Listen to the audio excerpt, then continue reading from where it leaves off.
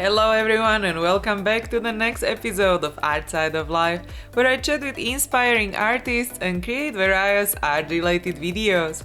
My name is Eva and my guest today is Felipe Machado, and in this episode you will learn how he traveled the world and how he got hired on the spot at WonderCon by Lucasfilms. And what I had on that portfolio was, if I look at now from my perspective, it was more personal. It was the stuff that I like to do on a small scale because it was cover artworks for local bands that I admire and everything. But it was the first steps, and it was the sincere part of what I thought that was art for me. Felipe is a digital illustrator and concept artist from Bogota, Colombia, who is most known for doing cover art for music bands and working for Lucasfilms. He has worked with bands like Blind Guardian, Rage, Rhapsody, Savage Circus, and many others. He is also teaching and improving artistic community in Bogota. So please welcome Felipe Machado, and let's get to the interview.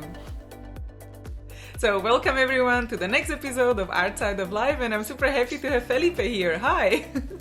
Hey, how you doing? Oh, perfect. And how are you? Fine. It's a little bit early here in Bogota, but everything's cool. Oh, perfect. But then let's start with your background, and maybe you can tell us a bit more about like when you first time decided, okay, I want to work with art, and kind of when was it like, okay, I want to take this seriously? Oh, sure. Well, when I was young, I was traveling a lot because of my parents' job. They used to work for the United Nations, so we would be at least 6 months or a year or even 2 years in countries in Africa, Europe. If I make a list of the high schools I went to, I think my mom tells that it's like 12 altogether, 12 high schools. What? Yeah. So in terms of getting to know the world and learning languages and culture in general, is the best story I can tell.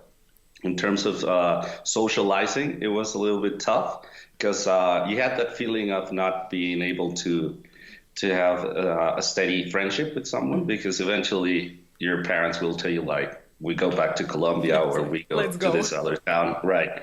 So all around, if it was a town that had the option of having art classes apart from high school, I remember my parents always encouraging musical classes for my sister, my brothers, or art classes. Like when we used to live in Uruguay, in Montevideo, I went to a really cool studio there, and I had like oil painting classes and stuff like that.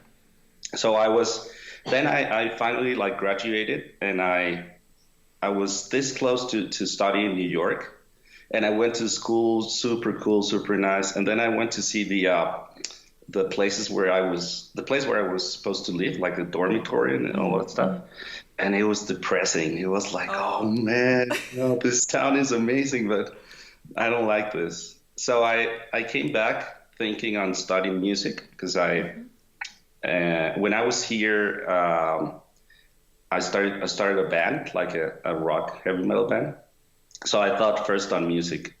And then I went to the music faculty, and they would ask for you to have like a classical musical structure before the university, and I didn't have that. Like I only played bass guitar and scream, and I was like, no. But before that, back in Uruguay, I remember that I did like 2 semesters of art, like of classical art, and it was a big faculty. Like the university there is like a state university. So I had that, and I came back, and then I thought, well, I was already doing art, studying art. So on the same place that I thought that I was going to study music, they just opened a visual arts program. So now I was living, and the teacher like said, like, look, we have this brochure. We just open. You look like someone that would like art. So I came back. Back then, my mom was in Israel, I think, and my father was in Angola, probably. And my sister was taking care of me here because I'm the youngest. And she was like, did you enroll on anything like music, whatever? And I was like, I think I'm gonna go for arts again. And she was like, yeah, I have to tell mom that you're gonna go to university, so whatever, just enroll. So I continue art in a way, and the I it was like the first promotion, like my graduation. We went like 60 people went into the program. Yeah. After 5 years, three of us, only three persons, we graduated. Wow. So the faculty was starting. If I think about the actual education program, it was a mess. Like, I don't know. And sometimes I think that at least in Colombia, probably in other countries, maybe you go too young to study, like a career. Because I think that I was probably like 18 years old. And I think on my students being 18 years old, and some of them have like discipline, Yeah. but in general, what do you do when you're like that old? You don't want to do anything like party and travel and have a good time. So I studied visual arts. It was a 5 year program, and I emphasized on graphic media and illustration. Yeah. And a few years after that, I went to study the Concept Design Academy in Pasadena, California, CDA, which is like this an open format way of learning, which is workshops. And you don't go after a title or any. And they will mention that like you can come here and learn like a bunch of different stuffs, but we don't have like a academic program. Yeah. Yeah. And it's something that if I see someone like interested in something really specific towards concept art or animation or comic book art, I have come to think that it's the best option now, actually. And when you mentioned that you were studying in different places, what made you to kind of decide for, okay, I want to go back to Colombia, or have you ever felt like, okay, maybe I should consider other countries to live in, or what do you like the most about Colombia to live there, if you can mention? That's a great question because in the 80s and 90s, many people know about the dramatic political and social story that Colombia has. And we've started to get a better reputation. Just recently, this year, we signed a peace treaty with a guerrilla group that it's been a war for almost 60 years. We still have a lot to do, and there's other groups that are trying to come into a different political status, live behind the war thing and being like a guerrilla group. And of course, there's other story of Colombia about trafficking and drugs and all of that. There's no perfect country out there, and certainly we do have our story. But now it's like a whole different thing, and there's like this new breath of air that at least I feel that in terms of the story, it's different. So many good things could come out of that. But going back to your question, back then, and many of my friends and Lina, my wife's friends, when we were finishing high school, the only thing they thought about was like, let's leave Colombia, let's go to Europe or the United States. And many of them went there. And because I was traveling up until I was that age, I had like the different perspective. I was like, I've been traveling all around. It's been cool. I like it, but I want a steady situation. Like I want a steady place that I can call home, at least 5 or 6 years that I can finish one study structure. Like I'm going to study art, and I studied it here and I finished it here. And for me, it was like the other way around because of my family traveling. Yeah. And in terms of Colombia per se, people in Bogota can be a little bit cold in general compared to the Caribbean or other parts of town. But we're a little bit straight in what we say and the way we communicate. And Bogota can be a mess. In general, the general opinion probably could be like traffic sucks. It's not the best town out there, but my version of Bogota, it's actually pretty cool. I do know that traffic, for example, and going around can be complicated. But the other thing that I can tell you about Colombia, the food we have, the way we eat, it's really special. I love Colombian cooking. And in general, over the years, it has been an element that I have like on my top five things of Colombia. Yeah. So that was because you traveled a lot and you already experienced other things, right? So you were like, okay, I saw this, and now you want to be closer to your culture, how you grew up, and everything was Yeah, kind of and in if that. I remember back then, especially having like a steady group of friends, that So, was at some point I was like, okay, let's try to change the way I reach out people and have a steady place. And back then, one of my biggest motivations was having a band, a steady music band. And I did have like a couple, and we did pretty cool things, and we were able to record and play shows and everything. yeah. And in order for you to do that, at least back then, you had to be at a steady Yeah. place. And so, how did you started your art career doing the covers and everything? So, how did you do the first networking? How did you meet your first clients? If you can take us through some of the biggest turning Sure. points which get you where you are now. So, well, back then, locally, I think I was one of the few persons, even being super young, doing like digital art Okay. and also connecting that to the kind of music that I like. So back then, I can say that I worked for a lot of local bands, like doing posters and demos and their first records. And then I had a class in the faculty, which was like an introduction to web design. So I posted my webpage as the final project, and I immediately saw it as a tool for communication. So I remember reaching the first local bands and bands from Spain and small bands through that website, Okay. which was crappy. It was like just a couple of images and my email, and that was it. And and I remember having like two different portfolios. Like I had an academic portfolio with drawings and some comic book stuff that I saw on a class.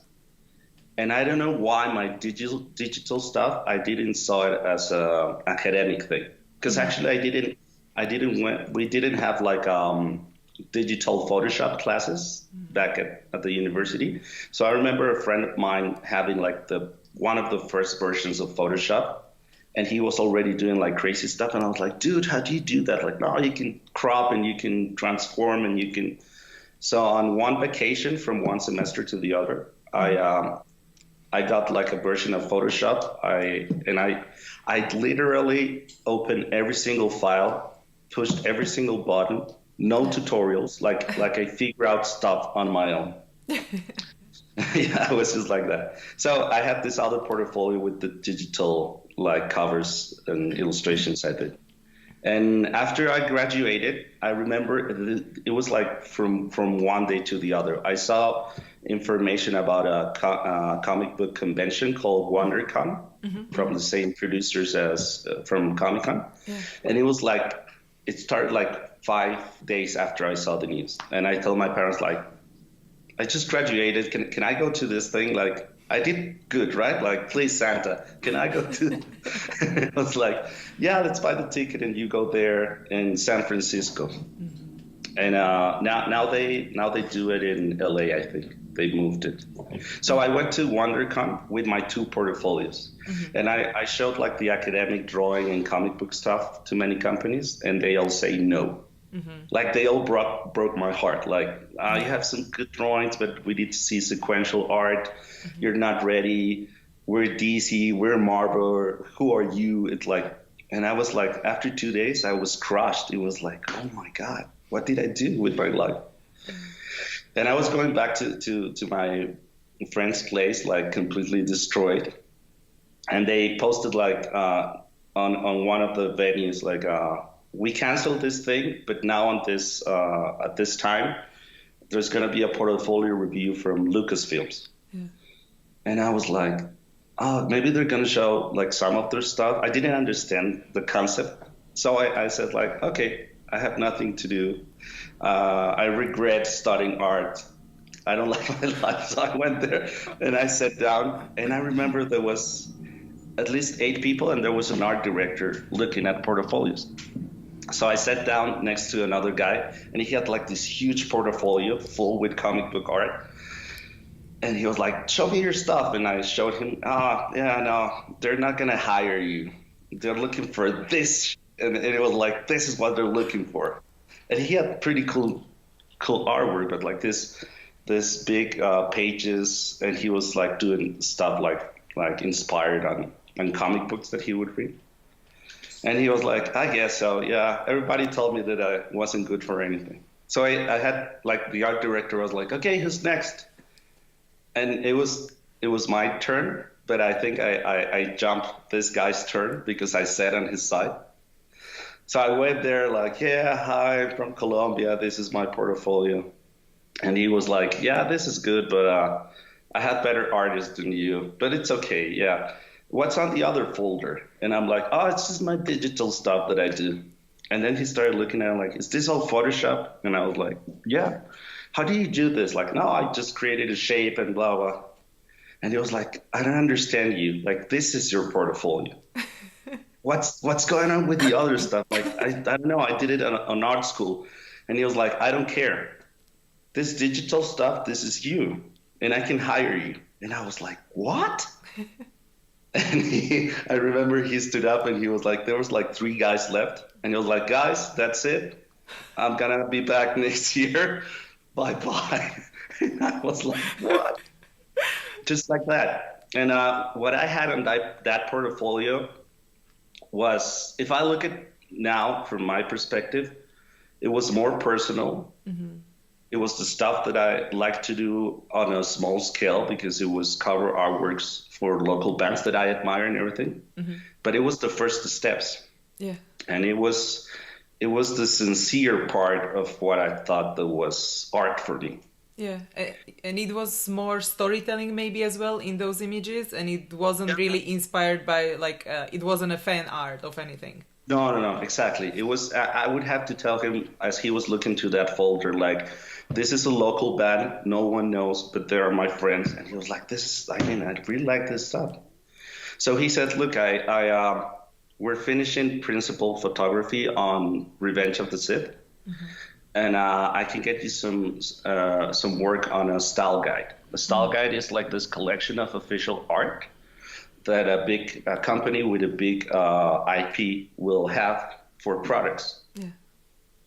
And I didn't understand anything that he was saying, not because of my English, but because of the dimension of this thing. And he was like, "Do you work on a Mac or a PC?" And I was like, "A PC." And he goes, "No, you're going to get a Mac." "What kind of backups do you use?" And it was just he was already thinking about, and he was like, "Okay, if I send you images of Revenge of the Sith, who's the first person you're going to show them to?" And I was like, "No one, because that's like super private." And he was like, "That's a good answer, kid." And he would be like asking already stuff to see. He also asked me how fan of Star Wars I was. Mm-hmm. And I was like, I like it. And he was like, "Do you know all the names of the characters?" I'm like, "No, why?" "No, I like that because if someone's too much a fan of this stuff, sometimes things can be a little bit crazy." And I was like, after the entire interview, I noticed his way of thinking in terms of searching for someone. And he reached me like exactly a year after that. Like he called me home and he was like, "Hey, do you have an email or something? I have your phone. Can you do some work for me?" I was like, this is happening. This is actually happening. So we went with, back then, Lina and I, we were just going out. And he said, like, "Look, I need you to do some briefs here at the Skywalker Ranch. Mm-hmm. Can you come the next week? I'll send you like the tickets, or you can buy them and I'll refund them or whatever." And he said, like, "If you want to come with someone, I can pay for that ticket also, like a friend or something." And I was like, "Lina, do you want to go to Skywalker Ranch?" She was like, "What's that?" I was like, "Just let's go." Okay. So we went there, and super cool people, really nice. Like, it was another thing. Like, I went through a door that it was super amazing. that I knew kind of that existed, but it gave me like this perspective on this notion that maybe you don't have what you need where you're from, but you have to be smart about the tools that you do have. Yeah. So my tools back then was being able to travel, having the stuff I needed to work, losing my fear of communicating, and reaching out, just reaching out. Yeah. And I have some students that have like a huge talent, but if they don't work on their communication and controlling their fear, they won't go anywhere, like anywhere.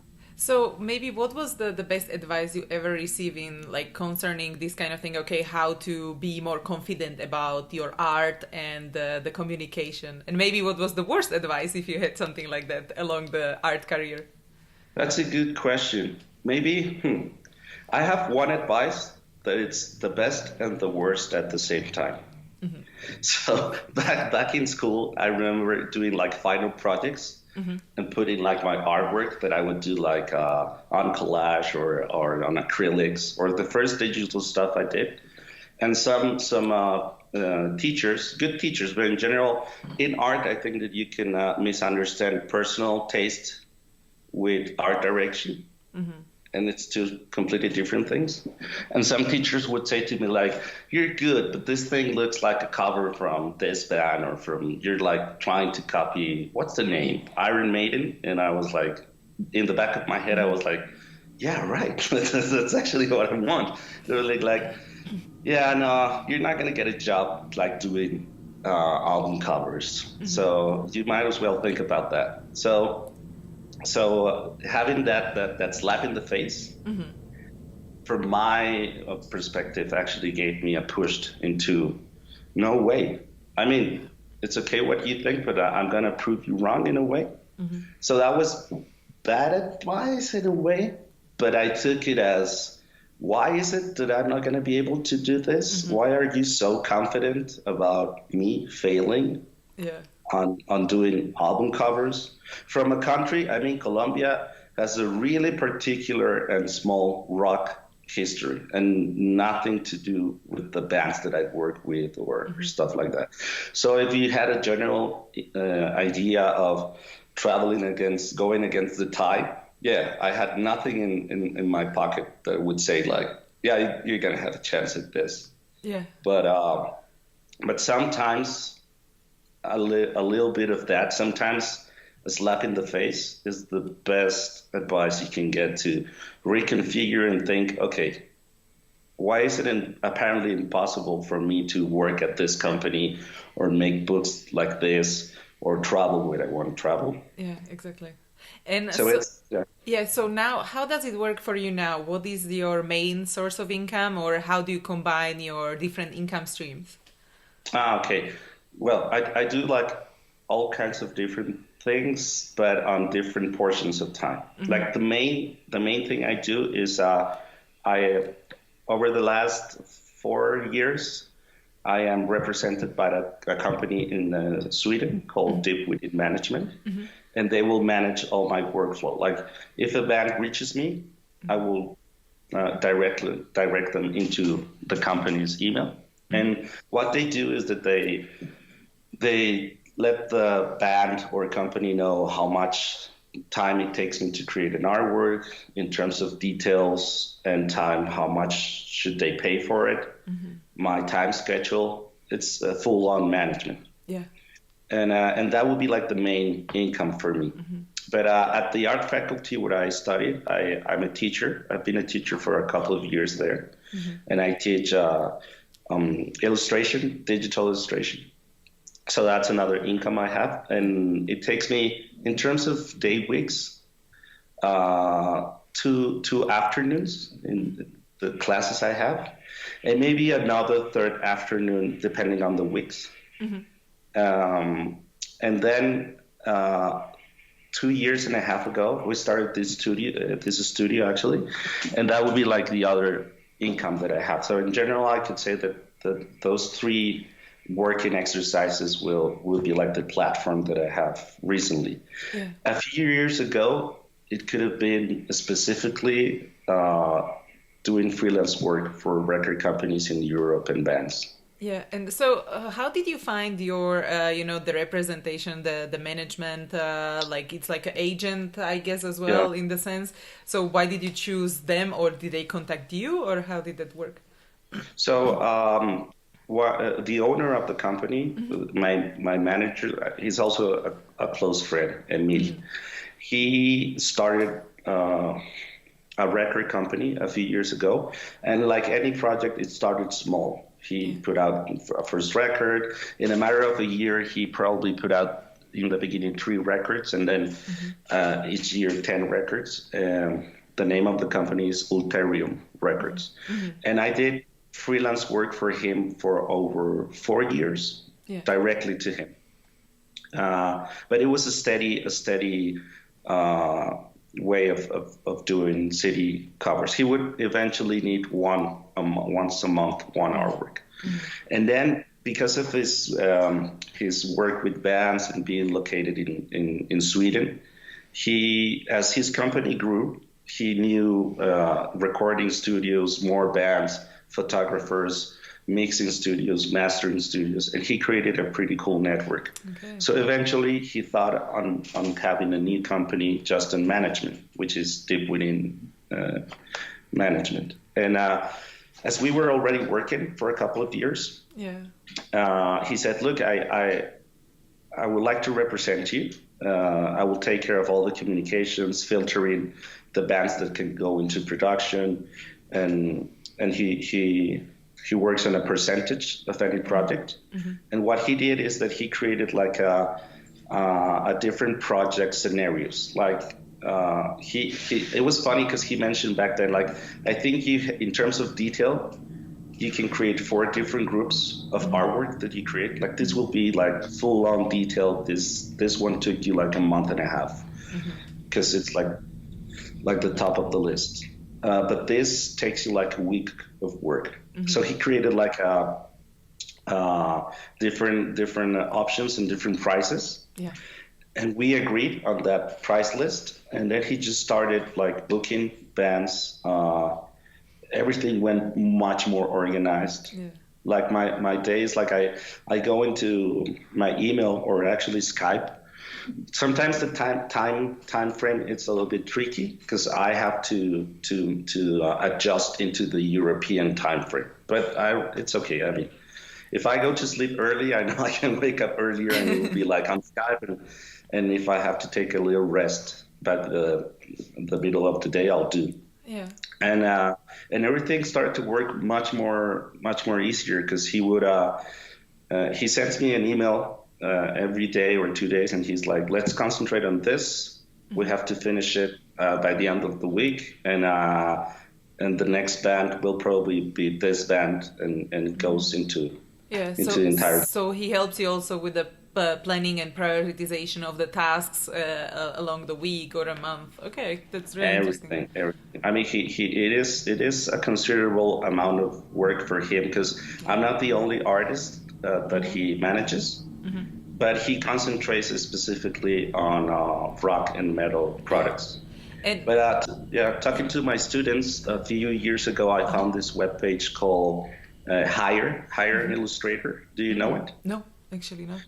Hire from hiring. Hire an illustrator, and it's like a little community. I can send you the link, and one of the tools they have is like this library of companies that manage and represent illustrators.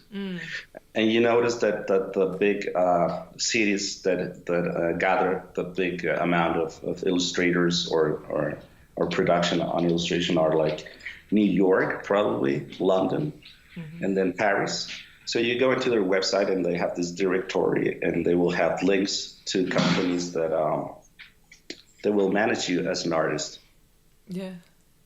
Okay. My dog wants to play. Sorry. Yeah. So we have a dog visitor. Yeah. She's. Oh man. Not now. So what I was thinking now, it was as well like if someone is just starting out and thinking like, okay, I want to get maybe agent or like the management of my artworks.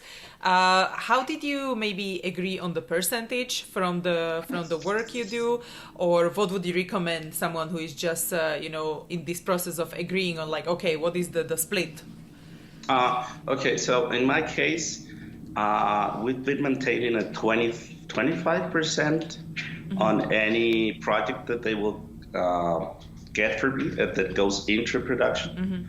And talking with other friends and artists that have come here to do workshops that have similar things, 20 up to 30% from taken from the person doing the management is something that you hear a lot, but it could vary.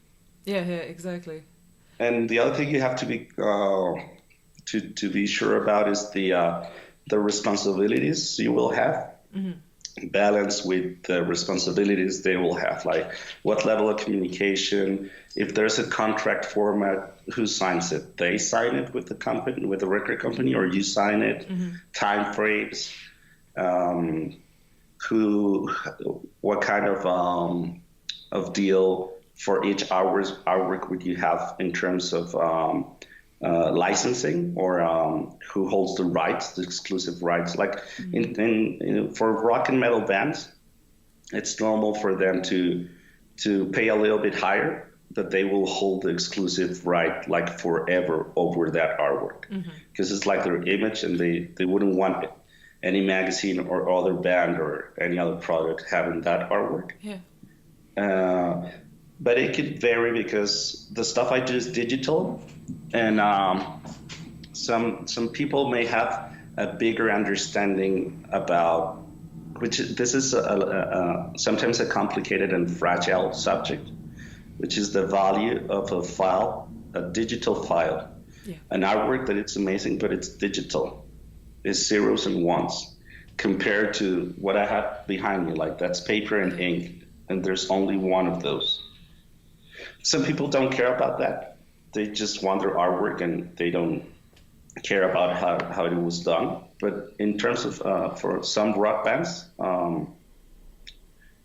they will only go for traditional media, for example, which is, it's nice and it's romantic about it. But some other bands are like, I don't care what tools you used. If it looks cool, we're okay with it. Yeah. And so your main tool is Photoshop, or do you also use like Procreate or Sketchbook Pro or other tools? I use Photoshop. I have there's here in Colombia there's a Wacom representative. Like their main office is in the States, and that would be like the main office they respond to. And then they have a representative in Brazil and the one here in Colombia. And they are super cool about promoting artists and doing events. And every year they will choose 2 or 3 local artists in Colombia that they will endorse. So if I have a 2021 high definition Cintiq tablet, but the moment that I would like to change it, they will give me like a really nice price for me to give back the one that I have and get the new one. So they would do that kind of endorsement, and from doing that, of course, I promote the brand, and we would do workshops with them.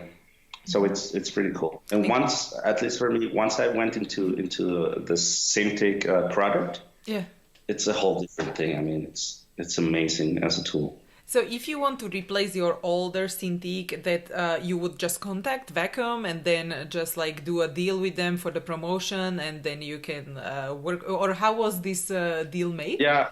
The endorsement could work like that, and of course the product will have to be like in good state. But they do different kinds of endorsement in general.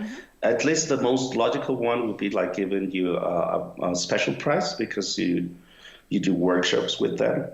I have heard that in other countries in the States, the endorsements they will do are higher, like it would, if they were used for promotion and image from an artist, they will actually give the product, the tablet, to the artist. And many it happens a lot in the music industry, like guitar companies or drum companies will fully endorse an artist. Like, just make sure that you use our brand and our guitar on all your tours and all your recordings and talk about it all the time. And this guitar is yours, and which is a nice thing. I mean, it could. I would imagine at least in Latin America, it could get better. It could be more personalized, the level of endorsement from a company like a Dove or Waken. Yeah, but they started to do that here because they know that one of the best grounds that they could cover is doing workshops and live presentations and stuff like that. And the workshops you do in your own studio, they are digital or traditional or kind of both? Both in general. Like it depends. We will talk first with the artist that comes, and if it's all full digital, we'll have the platform he needs for a full digital.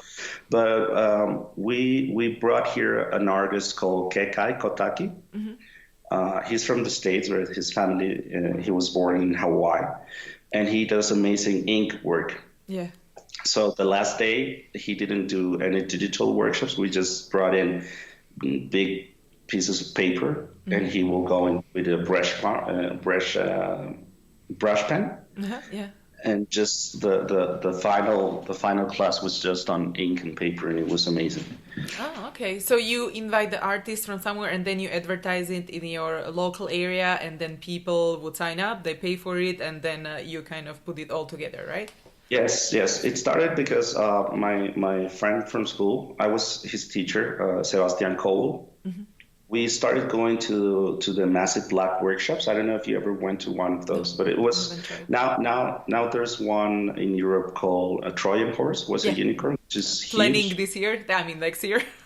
Oh yeah, no, I haven't been there, but in general, I would recommend to anyone interested in digital art, illustration, or concept or animation, more than going to Comic-Con, go to CTN or to Trojan horse or whatever one is close to you.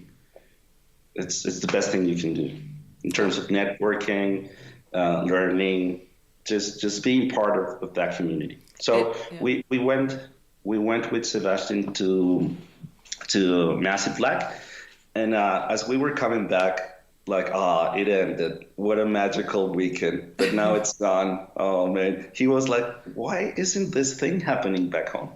I'm like, dude, it was you and me, no one else. He was like, we got to start a revolution back home.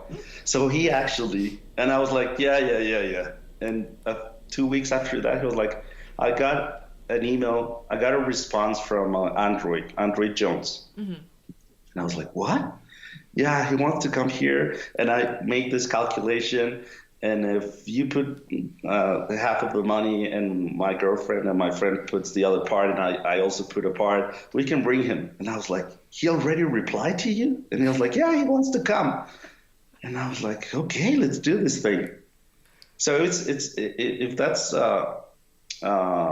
something that will help someone out there that has like that little frustration of none of those workshops are happening near my town, just start, just invite one artist, invite one, and then two, and now if I took to talk to friends that have similar studios in Sao Paulo or Ecuador or even Chile or in Mexico, it's been for us almost 5 years doing workshops, and altogether we've invited around 12 or 14 artists nonstop, like doing at least 2 events a year here at the studio. Yeah. And in terms of production, just when you create something like this, like any other event or project, have a balance point on your basic idea of production cost. Like a balance point is the key. And if you sell more tickets beyond the balance point, good for you. But if you look at it from that perspective, it should work and be practical about things, like a hotel for them nearby your studio. Ask them if they are vegetarian or not before.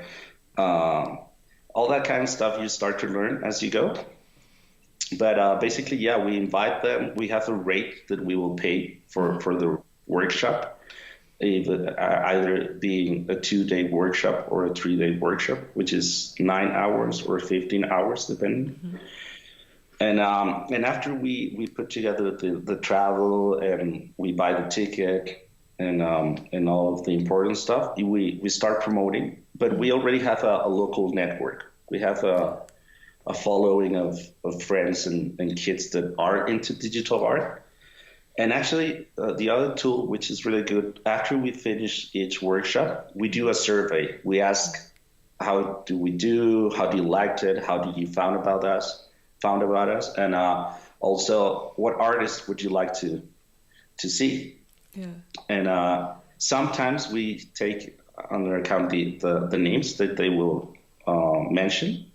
And if an artist that is viable and it's easy to reach comes out of the survey a couple of times, we will reach that person. Yeah. Because that's important. That's also part of the community. Like, I know with Sebastian, we've invited our very favorite ones.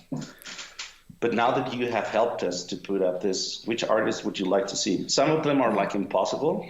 Like everybody here wants to see Miyazaki do a demo. I don't know if that has ever happened somewhere. So we have to ground them as like, it's not going to happen. Maybe not right now, yeah. Yeah. But there's some really, really favorite ones. Like we've trying to reach and doing our best to invite Kim Yoon-gi. You know his work? Yeah, I just met him now on CTN. He's an amazing guy. Even without a translator, he's super cool, super nice. Yeah, super nice, yeah. And, so that's how we do it. And in the end, you start to be practical about the structure and how you do your workshops. But it's the best way to learn. I mean, I studied like visual arts. I went to Concept Design Academy, but doing the workshops here is the best in terms of learning. We're the first fans and the first ones interested in the workshops, actually. Yeah. And so how do you make sure, like, before you organize the workshop, like when you set the fee for the artist and then, the price the attendees will pay, because you also have to pay the, the hotel and the transportation. So do you kind of calculate all of this in advance, or you pay something from your own pocket before and then you start advertising, as you said? The very first time, each one of us, we put a little bit of our money to do the very first one. But now from the very start, we were practical about it. Like we calculated the general cost of stuff, and as we went along, we noticed that prices, for example, on food will depend on where we would go, of course. And in the beginning, we didn't thought about a travel insurance, and then on the third workshop, nothing bad happened, but an artist, because of the high altitude of Bogota, when you come here, the first 2 days, it could hit you really bad. Oh, wow. And on the second day, he was like, "Oh, I gotta stop. I feel dizzy." Oh, no. And it was okay, but I thought, like, what would have happened if he has to go to the hospital? And we were like, next time we buy like a travel insurance, just. And I have a couple of friends that do tours for metal bands, and they come here with bands, and I would ask my friend from Brazil, Eric is his name, like, Eric, what happens if one of the musicians that you tour with gets sick? He's like, always buy travel insurance. I was like, yeah, that's a good point. Yeah. Yeah, because you never know, and you want to be prepared in case, Yeah, exactly. So that kind of stuff comes along the way. But yeah, calculate, like in any other project, calculate the basic cost of stuff. And if it's a product, then divide it by, I don't know, the amount of people or the general. The other thing that you have to think about is, in terms of the local economy, how much are kids or students willing to pay or able to pay for something like this? Because when I tell them how much Trojan horse costs, they would like, Fate will be like, oh, bye bye, that's it, Yeah. never. I And was I'm like, like, no. yeah, of course, you're thinking in euros against Colombian pesos, but it's hard, difficult, unfair many times. But being practical about it, that's the only thing Yeah, I would yeah. say. Yeah. Oh, definitely. And is there something you wish you knew before you started the whole artistic journey, not only your own business, but something like this, the travel insurance thing, for example, but maybe something like you would give advice to young self? Whew, okay. Draw more. Draw, yeah, draw in terms of sketching and composing. Draw more, and don't how do you say it? Like don't go for the first concept or idea that came out that it had a good feeling. Yeah. Don't settle like on the first concept, and draw more and have a full sketchbook a month. Draw the world that surrounds you. Draw the park, your dog, your friend. Go much more into anatomy classes. Uh, Basically that, yeah. Yeah. Because from the artists that we've been able to invite here, all of them are super awesome. But the ones that I would, after all the workshop and talking to them and having them here, the ones that I will admire even more after a workshop have that in common. They always draw. Like They're strong always drawing. fundamentals as well. Yeah. No, and like Wesley Bird was here a few years ago, and we went to a restaurant, and they have on the tables the covering of the table was paper, and he would just take out a pencil and start drawing. Like, dude, you ever have rest? And he's like, oh, it's just mechanical. I just draw. If I see a piece of paper, I draw. I'm like, really? He was like, yeah. And you can tell from the way he composes an image, the dynamics of his drawing. Like if there's a main road, like a center of balance, for me in terms of the art that I think we like, it's drawing. Yeah. Yeah, you have to draw And all the time. we talked about some book references before the recording. If you can mention some of your favorite either art Oh, yeah. books or like life books you like. No, and I noticed on your interviews that you, which I think it's pretty cool for the entire community to know about references. So I did my homework and I have my top 5 here. Perfect. So this is number 1, probably. You know this book? Yeah, and I think actually a lot of guests are mentioning exactly this book, so this is like one of the top favorites of everyone, seems like. Yeah, no, it's this thing is magical. Thank you, James Gurney. And color and light. It's the best in general for painting and illustration and art in general. This thing is like the Bible. It's the starting and the end. There's not a day that I don't go into this book finding an answer for a question that I might have. Perfect. And so this would be like the first one. I don't know if you know this one. Figure and Drawing, Design and Invention by Michael Hampton. Yeah, I know it, but I don't have this one yet. Okay, talking about anatomy, this is the best one there. Oh, perfect. Yeah, I have Practical. the Drawn to Life, which is kind of similar approach. Do you know? Similar. Yeah, similar. What I like about this book is the way it's structured in terms of the analysis of the human body and how it simplifies and synthesizes the idea of shapes and balance and proportions. But also something that some of the anatomy books from a few years back, I think, didn't have, which is the notion of dynamics from the very start of the composition. The action line and the composition, exactly, everything. Yeah. Number 2. So this is number 3, Framed Ink by Marco Mateus Mestre. Yeah, exactly. Perfect for comic books or any other layouts, yeah. And I know my top 5. It's probably general top 5, but it doesn't matter. But that's great. Yeah, this book I also love. Yeah, composition-wise is the best, and also being practical and elegant about composition. Yeah, definitely. So Framed Ink. Number 4 would be Drawing Animals by Joe Waterley. Perfect, yeah. I saw his class on CDA. In terms of composition, very similar to the other book, the second book I mentioned about anatomy. But I love creature design. Yeah. And if you have a basic good knowledge about animal anatomy, you have everything you need for creature design. So this would be number 4. And number 5 is this one that I got recently, designing creatures and characters. Oh, perfect. I don't have this one yet. I think he came out this year, and this book is amazing because it's a full-on workshop, and it will have like it has like this guide, and it will give you like rewards as you do the assignments. Oh, cool. And you can be like super disciplined about the assignments, or do it like halfway, and they'll be like, you did okay. Next time you can do better. The structure of the book is super crazy, but if you're into concept art and world building, really Nice. good one. So we will put all the links in the show notes on the website under this interview. So yeah, everyone in the audience can find it.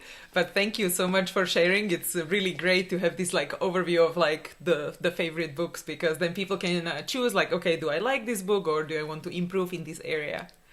Right. No, Yeah. it's the important thing. Yeah, and let's talk about the future. And some of my last questions to you would be about, what would be your dream scenario, 5 to 10 years, and what are maybe the projects you want to work on, or what would be something you imagine like, okay, this is how I want to have it. Oh, nice. Well, maybe. You know that lately, well, not lately, but in terms of the digital art and concept art community, having a personal IP is something that is going around, and combining it with tools like Kickstarter and stuff like that, it's happening. Maybe something towards that, involving like the art community we have here, like the close friends that we have at the studio, because everybody has his day job. Sebastian works on video games. There's this other friend called Arturo that also worked with him, and there's other friends. And when we gather, like to draw and have a beer, we talk about that. So maybe actually putting together a personal product based on all this gathering of knowledge and all the information we got from our artists that we invited. That would be something that it's probably on the do list. But in general, in terms of what we've been talking about, pushing further and further like the art community here in Bogota, at least in terms of digital art, and promoting. There's something that actually started already with a part of the art community. I'm also part of a drawing collective called Tajalapiz, which is the word for sharpener. And we started publishing our own collection of sketchbooks. Oh, perfect. So we started producing and publishing our own books, pushing that further into a publishing way of promoting local artists. Because the digital community in Colombia started growing as the studio, as Blanca Atelier started growing. And now there's more and more and more people getting into this. So publishing is something that we all dream about. Yeah, definitely. And do you have like a Facebook group as well for the local people where they can find you and for this? Yeah. I'll send you the link. I actually have here, like this is the latest sketchbook we published, and this is like the group of artists. Oh, nice. And each one has like 4 pages inside, and sometimes it's thematic. On this one, everybody was doing like dinosaurs, I think. And yeah, we do have a community that's growing into this group, this collective of people. So pushing the entire community, helping in general is like something that we have as an objective. Yeah. And so what would you like to be remembered for, in like 100 years? Is it the building the community? 100 years. Wow, that's a pretty epic question. It's like really Uh, deep. I don't know. Mm, it's funny because in terms of the art that I do, I've been really blessed working with most of the bands that I like. But I had like a list of bands that I had to work with no matter what. And it started getting short and short and short and short. And as it started getting short, I felt a little void inside. It was like, what am I gonna do now? Which Yeah. is normal, but it's not good. Nowadays, I really enjoy working for a band that's putting together their first record. Like a couple of kids from whatever country starting their band and putting out their first record. Now that's something that I enjoy, like Yeah. starting with the band. Yeah. Apart from I have to work with them because I have their records and I'm their biggest fan. So yeah, So going back to helping your just starting super ones. Yeah. epic question, just being part of the story of someone else as an artist is something that it's dark, it's emotional. Like when I see someone with a T-shirt or a record with the artwork that I did, it's a really nice feeling about he has no idea that I created that. Yeah, yeah, yeah. Oh, Yeah. perfect. But then, so you can, yeah, work with someone who is just starting out and see their progress along the way. So that's really nice. Yeah, Yes. Now I really have come to enjoy that, yeah, seeing a process from the very beginning. yeah, definitely. And before we say goodbye, maybe you can share last piece of advice or key takeaway, and then we will slowly finish. No, just um, well, there's a guitarist, a guitar player in the rock community called Steve Vai. Inside that community is pretty well known, and he has a pretty cool advice about starting, which is it's something like concentrate of what you really love, because it's the only place where you're gonna shine eventually. And do your best to be elegant about what you do. But the concept of being elegant is really fragile and particular. I think he's trying to say that being disciplined and having persistence and not compromising what you love is the only path to have a career that it becomes your lifestyle, Yeah, yeah. basically. Definitely, I totally agree, and that's yeah, really nice way to kind of end the discussion because it's a really nice thing to think about. Like, okay, so what do we do with like our passion and how to focus it, right? Yeah, of Yeah. course. So thank you so much again for being here. It was super nice. No, thanks to you, and congratulations on the network you started. Because I go into a lot of videos and podcasts, and somehow I also found Art Side of Life. And how long ago did you start it? Just few months ago. Imagine that, and you already have interviewed how many people? A lot, like over 100. What? Well, so no, it's congratulations on that, because I know it's a lot of work, and it helps a lot. I've been learning a lot from artists that I would have known about it. So thank you again for being here, and thanks everyone for joining, and see you in the next episode. Okay, bye. Hey guys, thank you so much for watching. I really appreciate you being here, and if you enjoyed this video, please subscribe because I post new videos every week. I would be also super happy if you let me know your thoughts in comments and give the video a thumbs up. You can find all the resources mentioned in this episode at artsideoflife.com. Just type a guest name in the search bar. There is also a couple of free artist resources ready for you. So if you want to listen to the interviews on the go too, make sure to check out the podcast at artsideoflife.com/podcast. Continue to inspire each other, and I will see you guys in the next episode. Bye!